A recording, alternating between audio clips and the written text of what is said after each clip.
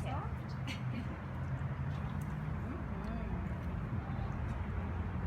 He says hello. I'll give it to him. His name is Chewbacca. Oh, there he goes. And bye-bye. One more time. I said, hello. Oh, baby, let my people know. Come on. Yeah, yeah. I said, hello. Oh, baby, let my people know. Come on. Yeah,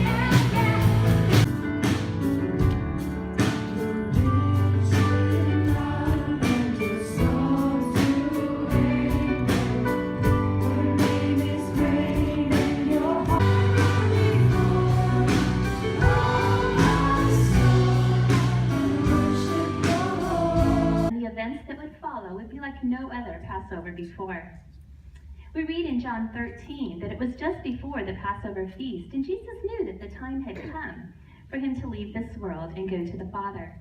Having loved his own who were in the world, he now showed them the full extent of his love. Passover, as we've talked about, was a time of celebrating God's deliverance of his people from slavery in Egypt, and that was a defining moment of victory for God's people. But now Jesus needs to prepare his disciples for a different kind of triumph. It will look like defeat at first, but in the end there will be a power that would change the world.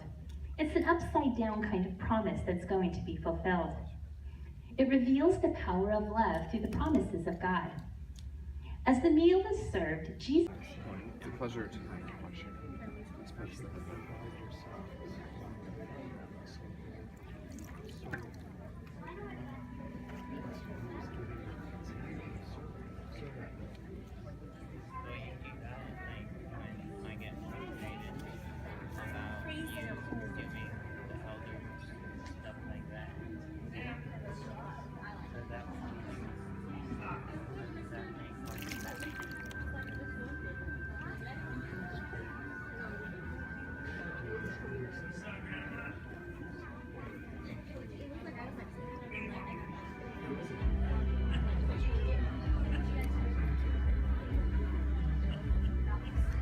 This lamb has spots on it, so it's saved.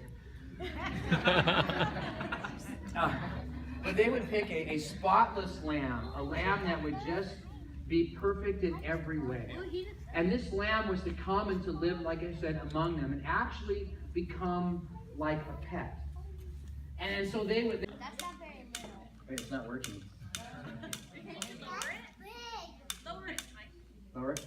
Oh, there we go. Okay, so go ahead. Here. Hold on to that thing. Right here. That's very big. It is very big. Okay, blow it out, quick. Okay. Give her a hand. Thank you. You don't vomit very much? That's good. Okay, so you guys, let me introduce everybody I just here. don't want to eat anything. You'll eat something. It's about eating if you don't want. So tell us your name. Right. Okay, then I don't want to eat anything disgusting. It's just really hot. Oh, I don't know. You want to try it? I think it's horseradish. What's your name? Kale? Say it louder. I know it's on. No, it's not. Say this. Kale? Okay, and your name? Ethan. Okay, and your name? Caitlin. Okay, so here's this little, you don't have to eat all this. Hold this. Hold this. Hold this.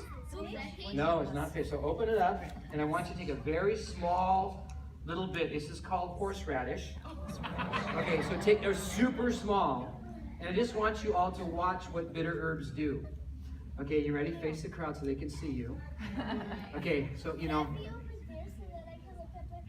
yes, you can stand over there so you can. Okay, so ready? Just want you to take a little, just a tiny piece, and then I want you to start chewing it. Okay, ready? Go.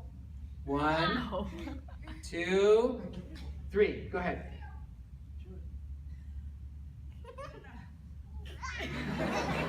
Are you okay? Don't throw up. What? I just got it. You just got it. Is it hot? Is it spicy? No, it's spicy. No? It's okay? Eat some more then. We had the staff do it up there and they about threw up. Yeah, it's hot, isn't it? Go get something to drink. Okay, give these guys a big hand.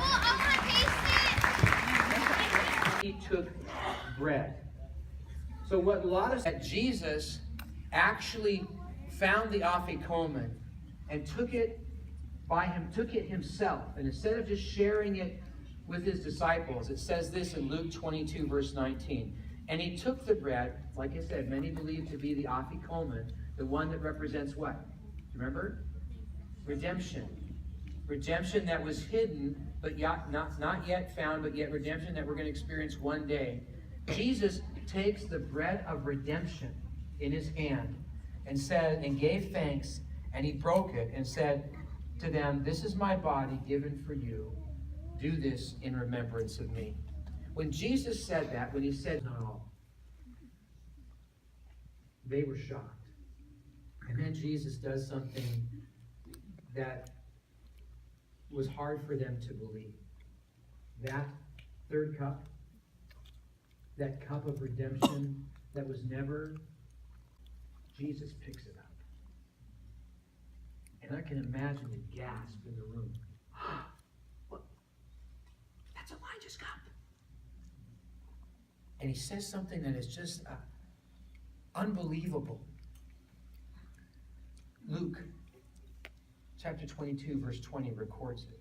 And in the same way, after the supper, that's why we know it's the third cup, he took the cup and said, "This is the cup of the new covenant in my blood, which is poured out for you." That his death is now the new contract between God and man. His death is what now takes over all the sacrifices that Israel has ever done. There's no need for any more sacrifices, no need for that walking into the Day of Atonement once a year to sprinkle blood over the altar of the Holy of Holies to cover the sin of Israel. No more of that. A new contract between God and man. Christ's death. Now, it's red like blood. It doesn't become blood, nor does the cracker become the body of Christ. They're simply symbols of Christ. This is a symbol of his death.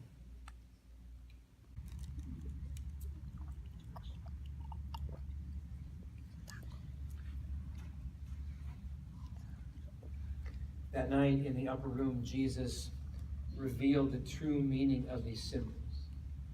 Symbols that we celebrate often. And 1 Corinthians 11, verse 26 captures it and said, "Until he comes." Remember I said there were 4 cups. Sanctification, deliverance, Elohino, Baruch, Atah, Adonai, Elohino. You guys are all like Hebrew students. It's great. What it means, blessed are you, O Lord our God. Baruch, Atah, Adonai, Elohino. That's what we say. Let's say it all together again. Baruch, Atah, Adonai, Elohino. Depths of peace.